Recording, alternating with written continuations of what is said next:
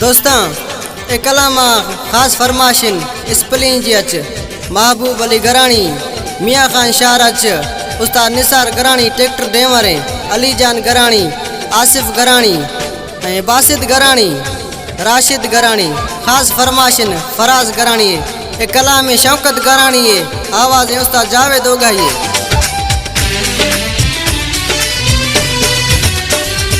जी वो दिल बर थरा जिया दया